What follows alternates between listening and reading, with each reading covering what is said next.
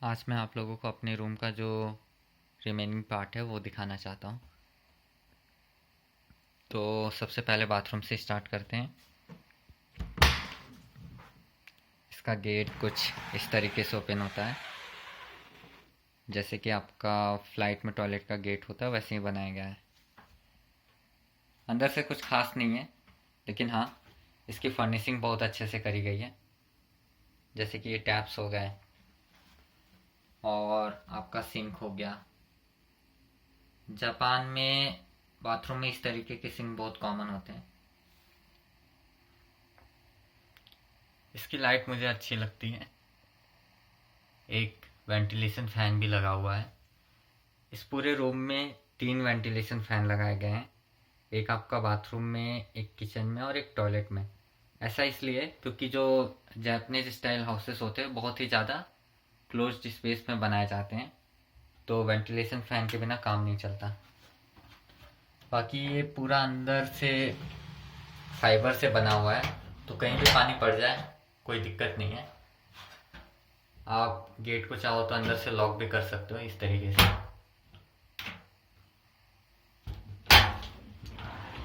ये रूम एक पर्सन के हिसाब से बनाया गया है, इसलिए इसमें बाथ टब नहीं है। नहीं तो जापान में आपको बाथ टब कॉमनली देखने को मिल जाएगा घरों में। और हाँ, एक और चीज़ बहुत कॉमन है। जापान में घर जितना भी छोटा हो, फिर भी आपका जो टॉयलेट और बाथरूम कभी भी एक साथ नहीं बनाया जाता, हमेशा अलग अलग बनाया जाता है।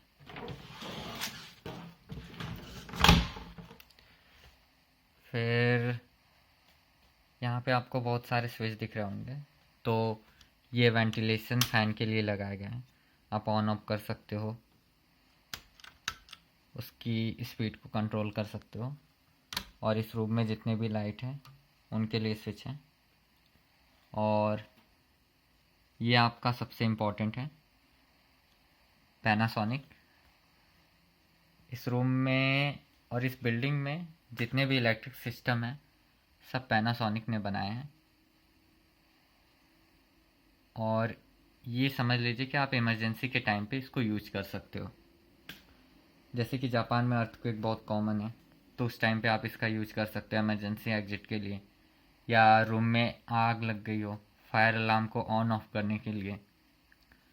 इसका सबसे ज़्यादा कॉमनली जो यूज है, जैसे मान लीजिए कि अमेज़ॉन से कोई भी डिलीवरी मैन आता है, तो वो इस बिल्डिंग के अंदर आ नहीं सकता।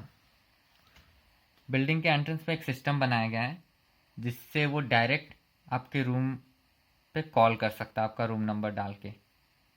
तो फिर वहाँ से वो कॉल कर सकता है, आप यहाँ से कॉल रिसीव कर सकते हो और जाके अपना पार्सल पिक कर सकते हो। इसके अलावा एक और इसका यूज है कि अगर आपके गेट के बाहर कोई खड़ा है तो आप जानना चाहते हो कौन है, तो आप यहाँ से अपने मेन गेट पे कॉल कर सकते हो, और जो बाहर खड़ा वो भी आपको कॉल कर सकता है। फिर आते हैं कवर्ड वाले एरिया में। तो ये आपका कुछ कर्टेन जैसा लगाया गया है कवर करने के लिए।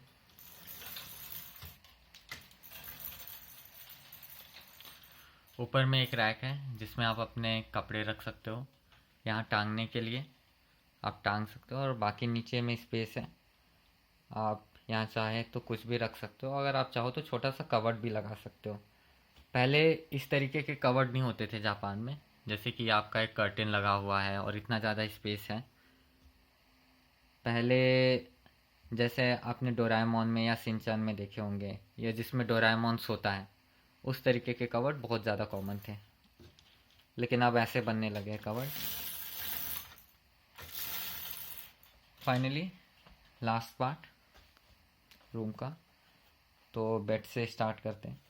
जापान में जो आपके बेड होते हैं उनके पैर बहुत छोटे होते हैं, और ये जो चीज़ है बहुत कंफर्टेबल है। ये इसको फुतोन बोलते हैं।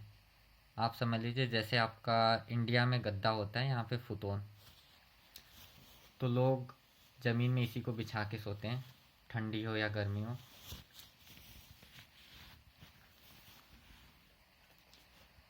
फिर ये जो आपको एक लाइन सी दिख रही होगी, हमें इस रूम में कुछ भी चिपकाना या किल ठोकना स्ट्रिक्टली मना किया गया है। तो इसलिए यहाँ पे आप हैंगर लगा के कुछ भी चीज़, अगर अपने कपड़े वगैरह टांगना चाहो या और भी कुछ टांगना चाहो तो आप टांग सकते हो। अलग अलग तरह के हैंगर आते हैं, आप उनको यूज कर सकते हो।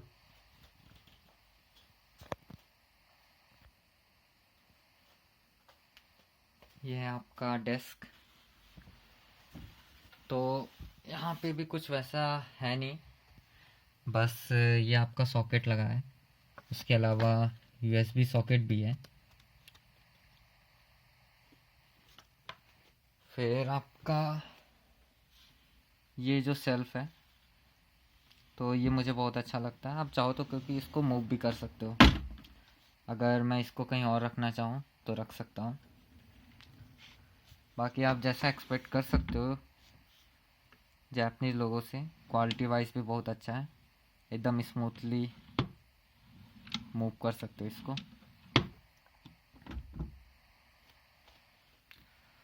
और इस रिमोट से आप जो रूम की लाइट है उसको कंट्रोल कर सकते हो और उसकी ब्राइटनेस को भी कंट्रोल कर सकते हो। यहाँ की लाइट भी मुझे बहुत अच्छी लगती है। हल्का समझ लीजिए, जो जापानीज़ एलईडी होती है उनमें येलोइश टच होता है, तो वो बहुत अच्छा लगता है। आंखों को इतनी ज़्यादा दिक्कत होती नहीं है। जैसे इंडिया में जो एलईडी रहते हैं वो आंखों पे चमकते हैं, यहाँ पे ऐसा है नहीं। तो ये एकदम लो।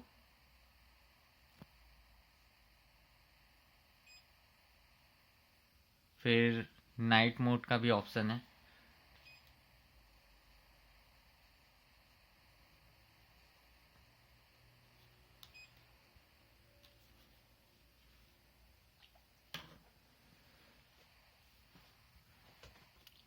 और ये है एसी का रिमोट। तो इसमें भी 3 फंक्शन है यहाँ पे, एक तो हीटर का, एक ह्यूमिडिटी को बाहर निकालने का और एक कूलिंग का। तो एसी तो कुछ खास नहीं है। 3 कर्टन्स की लेयर लगाई गई है यहाँ पे, 1 2 और 3। अभी रात हो गई तो आप लोगों को बालकनी तो दिखा नहीं सकता, लेकिन हाँ, बालकनी में भी इनफ स्पेस है कपड़े टांगने के लिए, या आप सोना चाहते हो तो सो भी सकते हो, इतना स्पेस है आराम से। और लास्ट, तो इस रूम में समझ लीजिए कहीं से भी बाहर की हवा आ नहीं सकती, तो एक छोटा सा होल बनाया गया है। आप इसको चाहो तो बंद भी कर सकते हो और ओपन भी कर सकते हो, इस तरीके से कि बाहर की हवा जो है अंदर आ जाए। ओवरऑल समझ लीजिए कि आजकल जापान में ऐसे ही घर बनाए जाते हैं, जो एक पर्सन के हिसाब से होते हैं, वो सब रूम ऐसे ही बनते हैं। और बाकी और भी जो घर बनते हैं, आपके फ्लैट्स हो गए या अपार्टमेंट हो गए, उनमें भी रूम इसी तरीके से बनाए जाते हैं। ये इतनी सारी फाइल, ये सारी मुझे यहाँ आके मिली है। आप कहीं भी जाओ जापान में, आपको समझ लीजिए कि हर एक चीज़ के बारे में लिखा हुआ मिल जाएगा। जैसे यहाँ पे मिनोशी गाइड, तो मैं जिस सिटी में रहता हूँ उसका नाम है मिनो, तो उस सिटी के बारे में, फिर कचड़े कैसे फेंकने हैं उसके बारे में, तो हर एक चीज़ के बारे में मतलब आपको गाइड मिल जाएगी, कोई वैसी दिक्कत नहीं होती। और हाँ, एक चीज़ हमेशा याद रखिए, जापान में चेंज बहुत ज़्यादा मिलते हैं। तो अपने साथ एक डब्बा हो गया, जैसे ये मैंने यहाँ पे आके लिया, या आप पाउच टाइप का रख सकते हो जिसमें चेंज डाल सको, क्योंकि 500 येन तक के कॉइन मिलते हैं आपको, तो आप समझ सकते हो। यहीं पे ख़त्म करना चाहूँगा, बस हो गया।